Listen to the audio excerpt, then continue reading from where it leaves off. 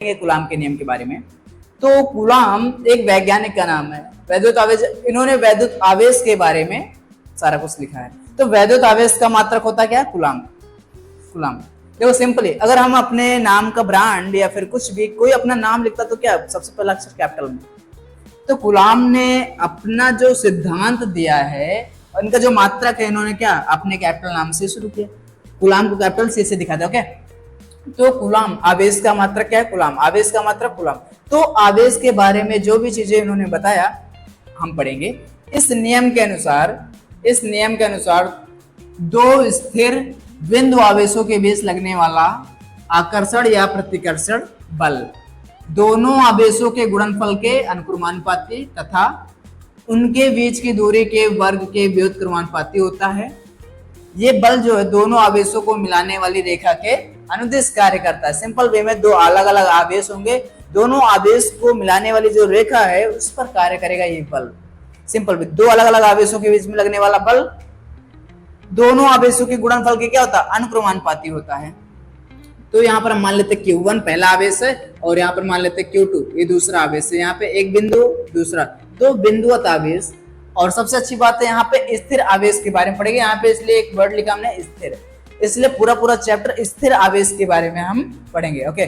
तो दो बिंदु आवेशों के बीच में लगने वाला जो बल है ये आकर्षण भी हो सकता है और प्रतिकर्षण भी हो सकता है। तो आकर्षण या प्रतिकर्षण बल, और इसके बीच में जो दूरी है स्मॉल आर, हमने दूरी क्या मान लिया? Small R. दूरी इसका क्या हो जाएगी? Small R. अब देखो दोनों के बीच में जो लगने वाला बल है ना F, ये अनुक्रमानुपाती होता है किसके? Q1 into Q2। यहां तक समझ में आया? मतलब दोनों आवेशों के गुणनफल के अनुक्रमानुपाती होता है। नेक्स्ट स्टेप, ये जो बल है इसके बीच में जो दूरी है इसके वर्ग के व्युत्क्रमानुपाती होता है। वर्ग क्या होता है? वर्ग के व्युत्क्रमानुपाती होता है। अब दोनों को करेंगे क्या? एक चीज में कंबाइन हम कर लेते हैं तो ये हो जाएगा F अनुक्रमानुपाती क्या हो जाएगा? Q1 Q2 बटे में क्या हो जाएगा? R square. अगर अनुक्रमानुपाती हटेगा तो यह आ जाएगा F बराबर 1/4 पाई एप्सिलॉन 0। यहाँ पे हो जाएगा Q1 Q2 बटे R स्क्वायर। देखो ये हमारा फॉर्मूला निकल के आया, F बराबर 1/4 पाई एप्सिलॉन 0 Q1 Q2। अगर इस पे आधारित सारे सवाल हमारे सॉल्व होंगे हैं, सॉल्व आउट होंगे ओके। तो सबसे पहले अगर हमको ये पता चल गया कि ये कूलाम के नियम से निकला है फॉर्मूला है जो F बराबर 1/4 पाई एप्सिलॉन 0 Q1 Q2 बटे R स्क्वायर होता है ओके। जब हम ये समझ गए तो इसमें Q पहला आवेश है, Q2 दूसरा आवेश है, R बीच में दूरी है, F इसके बीच में लगने वाला बल है ओके।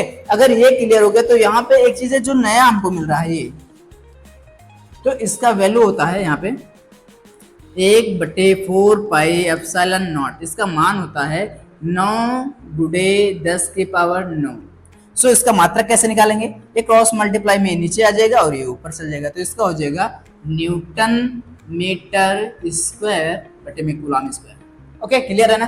देखो ये डबल कूलाम है, कूलाम का एक सी होता है, दो कूलाम है इसलिए सी का स्क्वायर हो जाएगा। तो ये क्रॉस मल्टीप्लाई में नीचे आ जाएगा, क्रॉस मल्टीप्लाई में अपॉन में आ जाएगा और ये अपॉन में है इसलिए इनटू में आ जाएगा। तो बल का मात्रक न्यूटन, दूरी का मात्रक मीटर, स्क्वायर है इसलिए स्क्वायर भी, और आवेश का मात्रक कूलाम इसलिए इसका मात्रक निकल गया। यहाँ तक क्लियर हुआ ओके। अब इसी में एक पॉइंट मिल रहा है, पाई का मान तो आपको ऑलरेडी पता है कि पाई का मान होता है कितना? 22/7 या 22/7 या 3.14 ये पाई का मान होता है। लेकिन इसमें एक चीज और मिल रहा है यूनिट, ये वाला एप्सिलॉन नॉट वाला, एप्सिलॉन नॉट। अब इसमें एक चीज जो नया मिल रहा है ये एप्सिलॉन नॉट, इसको बोलते हैं एप्सिलॉन नॉट। इसको क्या बोलते हैं? यहाँ पे हम लिख देंगे एप्सिलॉन। इसको क्या बोलते हैं? एप्सिलॉन बोलते हैं ओके। इसका मान होता है 8.85 × 10⁻⁻12।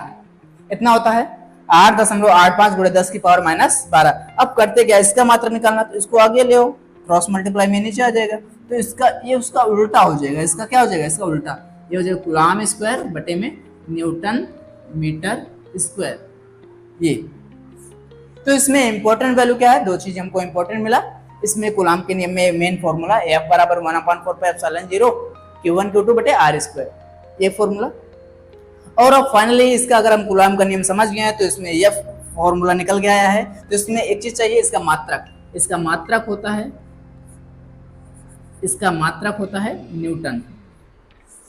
बल का मात्रक क्या होता है? न्यूटन।